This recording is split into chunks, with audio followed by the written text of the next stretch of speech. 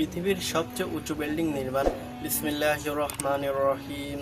আসসালামু আলাইকুম। মোহাম্মদ কাসেম বলেন, ৩ আগস্ট ২০১৮ সালে স্বপ্নে আমি দেখি লোকেরা নিজেদের মধ্যে কথা বলছে, অন্য দেশে উঁচু দালান আছে কিন্তু পাকিস্তানে নেই। তখন আমার মাথায় একটা আইডিয়া আসে যে একটা বিল্ডিং বানায়। স্বপ্নে দেখি পৃথিবীর সবচেয়ে উঁচু ভবনের ১১০ তলা আছে। আমার এটি জমি আছে এবং আমি কাউকে জিজ্ঞাসা করি সেই জমিতে একটি বিল্ডিং তৈরি করা যায় কি? বলেন, এটা অসম্ভব। একটি ভবনের জন্য আপনার একটি বড় জমির প্রয়োজন এবং এই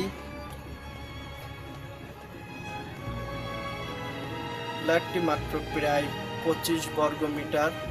এবং আমি তাকে উত্তর দিয়েছিলাম যে ভবনটি নির্মাণ করা যেতে পারে। তিনি আমাকে বলেছিলেন যে কিছু সরকারি নিয়মকানুনও রয়েছে, আপনি ৩ তলা ভবনের বেশি নির্মাণ করতে পারবেন না, অন্যথায় তারা হস্তক্ষেপ করে আপনাকে বাধা দেবে।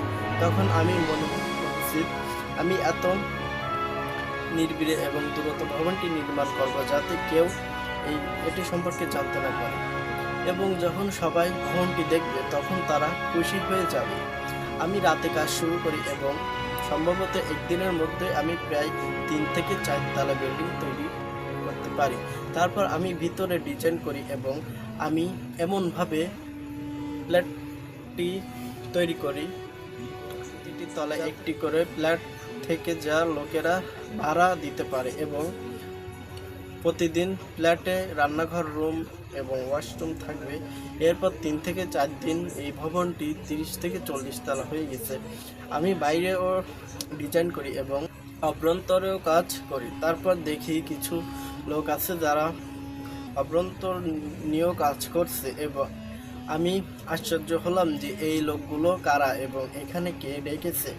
আমি তাদের সাথে কথা বলছি এবং তারা বলছে যে তারা এখানে কাজ করতে এসেছে। আপনি যে কাজটি করেছেন তা খুব ভালো, তবে আমরা এর অভ্যন্তরটিকে উন্নত করছি যাতে লোকেরা এটি দ্বারা প্রভাবিত হয়। সেই লোকেরা খুব কঠোর পরিশ্রম করত এবং তারা প্রায় অবিরাম কাজ করে। তারা দেয়ালে কিছু রাসায়নিক ঢেলে ঘষে দেয় এবং দেয়াল চকচক করতে থাকে। আমি তাদের জিজ্ঞাসা করলাম যে কেন আপনি রাসায়নিক ব্যবহার করছেন এবং এমনকি এটি প্রয়োগ করার জন্য আপনি বিশেষ গিয়ার করেছেন এবং এটি ঘষা ও সহজ কাজ নয়। তারা বলল, এই কেমিক্যাল ছাড়া মেঝে ও দেওয়াল উজ্জ্বলতা হবে না এবং কেউ পছন্দ করবে না। আমি তাদের বললাম, আপনারা যেমন খুশি করেন। তারপর আমি তাদের বললাম যে আগামীকাল এই বিল্ডিং ৬০ তলা হবে এবং তারা উত্তর দিল যে ঠিক আছে।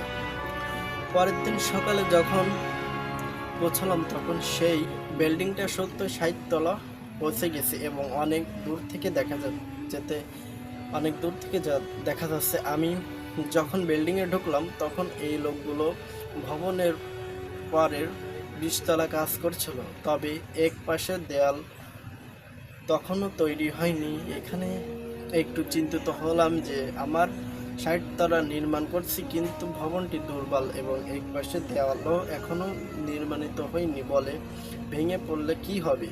আমি কেবল এই সম্পর্কে চিন্তা করি এবং হঠাৎ একটি পাইপ সহ একটি মেশিন সেখানে উপস্থিত হয় এবং কংক্রিট ভরা শুরু করে।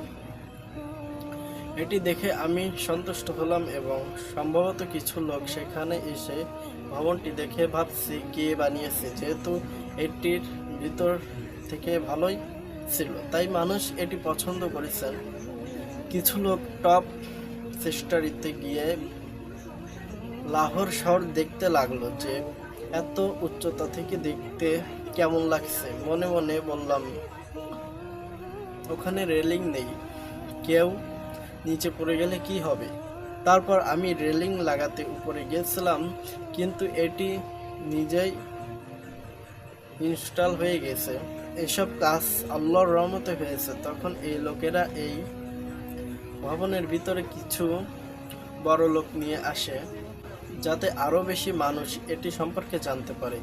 কিছু গণ্যমান্য লোকজন ভবনটিকে সম্পর্কে জানতে পারল। তারা ক্যামেরা ও সাংবাদিক নিয়ে ভবনটি দেখতে আসেন। এই মুহূর্তে আমি মনে করি আমি ভবনটির ভিতরে অংশটি পরীক্ষা করতে গিয়েছিলাম। আমি যখন ছাদে গেছিলাম তখন সেই লোকেরা সেখানে উপস্থিত ছিল এবং তারা টেলিভিশনে দেখতেছিল। তারা টেলিভিশন দেখাচ্ছিল যে এটি এখন পর্যন্ত পাকিস্তানের সবচেয়ে উঁচু বিল্ডিং, উঁচু ভবন। আমি যখন শেষে পৌঁছলাম তখন আমার পোশাকও বদলে গেল। এই ব্যক্তিরা সাংবাদিকদের সঙ্গে কথা বলেন, কিন্তু আমি যখন পৌঁছাই তখন সাংবাদিকরা বলেন, কাসিম সাহেবও এসেছেন, তাকে জিজ্ঞাসা করা উচিত তিনি কিভাবে এই ভবন তৈরি করলেন। আমার পিছনে একটি ব্যাগ ছিল যা আমার কাঁধ থেকে স্কুল ব্যাগের মতো ঝুলেছিল, তবে এটি ছোট ছিল। আমি যখন দৌড়ে বিল্ডিংয়ের থেকে লাফ দিতে যাচ্ছি তখন যারা সেখানে কাজ করছিল তারা আমাকে বলল, তুমি কি করছো? পরে মরতে চাও?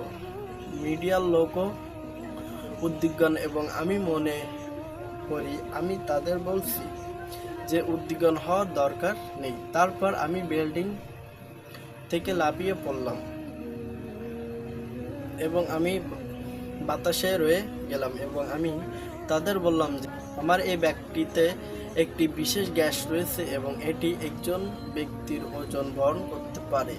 তারপর আমি দৌড়ে আরও দূরে গিয়ে বিল্ডিংটার দিকে তাকিয়ে বললাম, এটাকে পৃথিবীর সবচেয়ে উঁচু বিল্ডিং হতে হবে এবং আল্লাহর রহমতে এই কাজ এখনো সহজ হয়ে গেছে। আমাকে বাতাসে ছুটতে দেখে মানুষ খুব খুশি হলো, মিডিয়ার লোকজন ও খুশি হলো। মনে হচ্ছিল এখন অনেক লোক এই বিল্ডিং এর সম্পর্কে জানতে পারছে, কারণ মানুষ আমাকে থেকেও দেখছে এবং একটি টিভি চ্যানেলও সরাসরি সম্প্রচারের মাধ্যমে তা দেখাচ্ছিল। স্বপ্নটি এখানে শেষে। মোহাম্মদ কাসিমের স্বপ্নগুলো পেতে ভিজিট করুন mahmudkasimbaংলা.com। জাযাকাল্লাহু খাইরান। اللهم صل على محمد